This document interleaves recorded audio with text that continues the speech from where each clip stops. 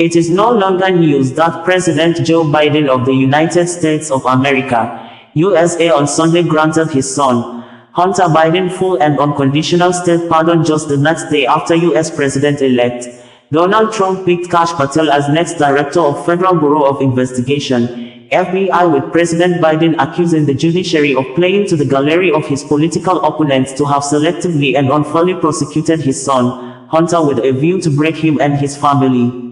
President Joe Biden, who had lost two sons to death, said the judiciary was biased not to allow the negotiated plea bargain in the case of Hunter, same way the judiciary had permitted plea bargain in other cases of tax evasions, gun charges similar to that of Hunter Biden. President Joe Biden, who had in several occasions said he will not grant presidential pardon to his son, Hunter, said he believes Americans would understand his Sunday decision to grant Hunter pardon. He described as someone who have suffered selective and unfair prosecution, sober for over 5 years simply because he's the president's son. Adding, the judiciary could have been fair enough if the judge had permitted plea bargain. In a swift reaction, Newsweek reported that the special counsel in Hunter Biden case, David Weiss, objected to the dismissal of Hunter Biden's tax charges as he pushed back on President Joe Biden's claims that his son was politically, selectively and unfairly prosecuted. Weiss said, "Never has been any evidence of vindictive or selective prosecution in this case." Weiss objected to the dismissal of Hunter's tax case in a legal filing where he argued there was no legal precedent for dismissal of an indictment, only the punishment. A pardon does not blot out guilt or expunge a judgment of conviction, Weiss said. It also does not mean that his charges should be wiped away because the defendant falsely claimed that the charges were the result of some improper motive. Hunter had been scheduled to be sentenced later this month for gun charges and tax evasion. The pardon has been hugely divisive, with many of Biden's own party criticizing him for issuing it after pledging he would never do so. The pardon came after U.S. President-elect Donald Trump aims to make loyalist Kash Patel the next Director of the Federal Bureau of Investigation. He made the announcement on Saturday, in a move that would mean replacing the agency's current leader. Trump announced the former advisor and Pentagon official, who has been critical of the Bureau and is known for his controversial views on a so-called government deep state, as his choice for the post on his Truth Social network. The FBI's current director, Christopher Wray, was appointed to a 10-year term in 2017, meaning he would either need to step down or be fired. The FBI under Wray, who Trump appointed, has investigated the incoming president, sparking Trump's ire. Kash is a brilliant lawyer, investigator and America First fighter who has spent his career exposing corruption, defending justice, and protecting the American people, Trump wrote on Truth Social. A fierce defender of the incoming president, Patel supports the Republican hardliner notion of an anti-Trump deep state, of allegedly biased government bureaucrats working to stifle Trump from behind the scenes, even having written a book on the subject. A son of Indian immigrants, Patel served in several high-level posts during Trump's first term, including as a national security advisor and as chief of staff to the acting defense secretary. "Kash did an incredible job during my first term," Trump said, adding that the nominee would work to and the growing crime epidemic in America, dismantle the migrant criminal gangs, and stop the evil scourge of human and drug trafficking across the border. Wray was tapped by Trump during his first term, replacing an acting director after Trump fired former FBI Director James Comey. Comey had angered Trump with an FBI investigation into the president's extensive ties to Russia. The FBI under Wray went on to investigate Trump himself, searching his Mar-a-Lago estate in 2022 for illegally retained top-secret documents.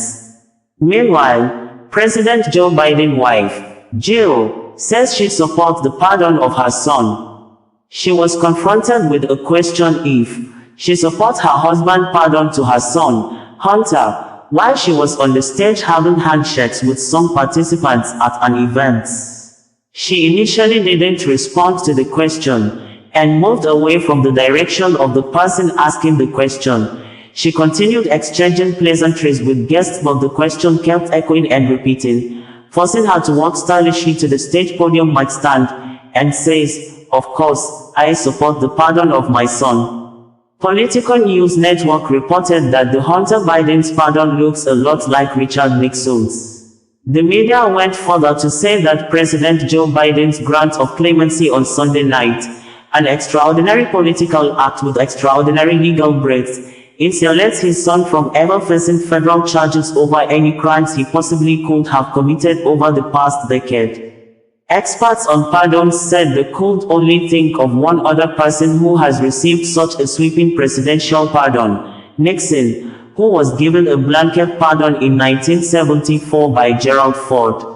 Biden's full and unconditional pardon of his son is deliberately vague. Donald Trump and his allies have long fixated on the president's son, and Trump has repeatedly pledged to use his second term to investigate and prosecute members of the Biden family. Trump will not be able to undo the pardon when he takes office. The Democratic president's pardon comes as Republican President-elect Donald Trump, who has pledged to go after his political opposition, prepares to take office January 20, 2025, according to international news agencies.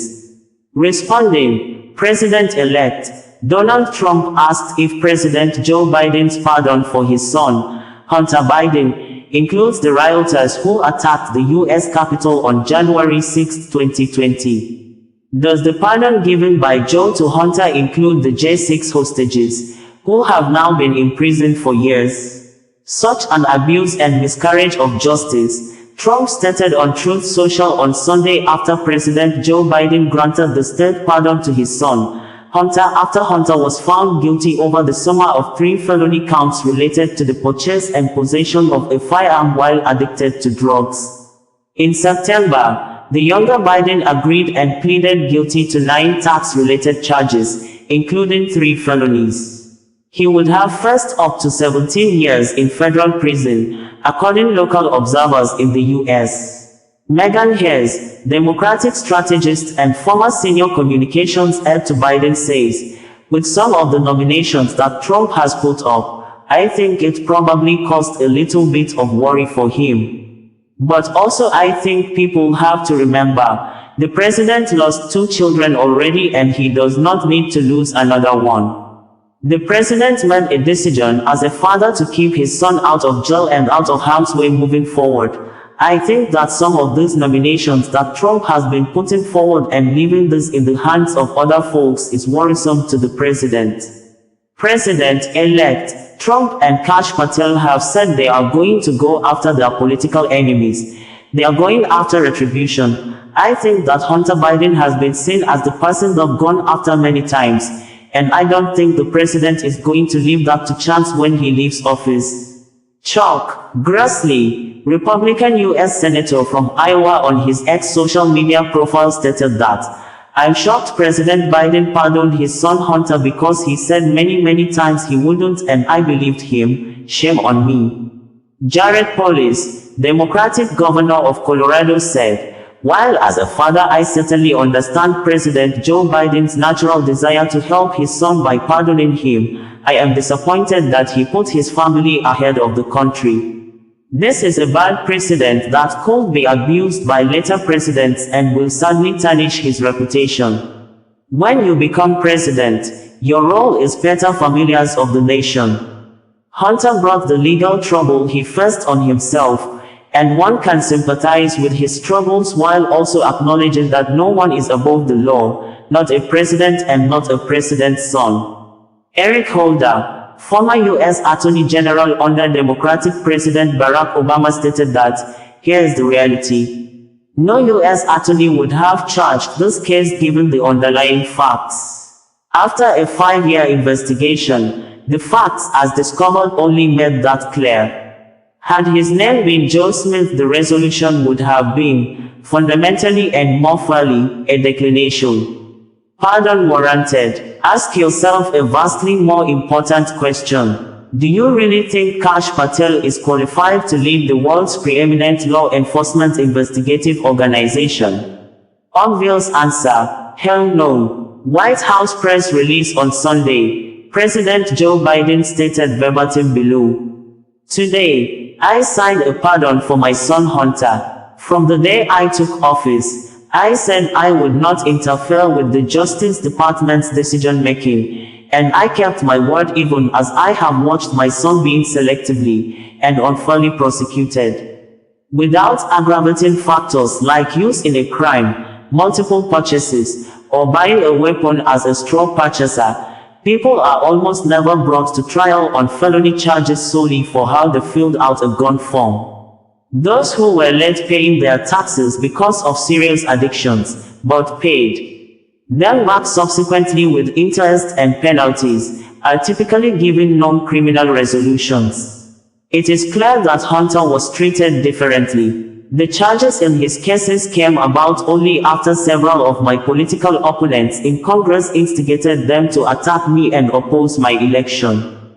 Then, a carefully negotiated plea deal, agreed to by the Department of Justice, unraveled in the courtroom, with a number of my political opponents in Congress taking credit for bringing political pressure on the process. Had the plea deal held, it would have been a fair, reasonable resolution of Hunter's cases. No reasonable person who looks at the facts of Hunter's cases can reach any other conclusion than Hunter was singled out only because he is my son, and that is wrong. There has been an effort to break Hunter, who has been 5.5 years sober, even in the face of unrelenting attacks and selective prosecution. In trying to break Hunter, they've tried to break me, and there's no reason to believe it will stop here. Enough is enough. For my entire career I have followed a simple principle: just tell the American people the truth. Don't be fair-minded. Here's the truth. I believe in the justice system, but as I have wrestled with this, I also believe raw politics has infected this process and it led to a miscarriage of justice. And once I made this decision this weekend, there was no sense in delaying it further.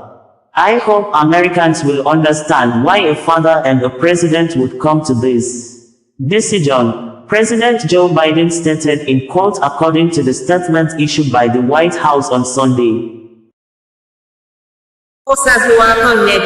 Bringing you the news in a more digital way.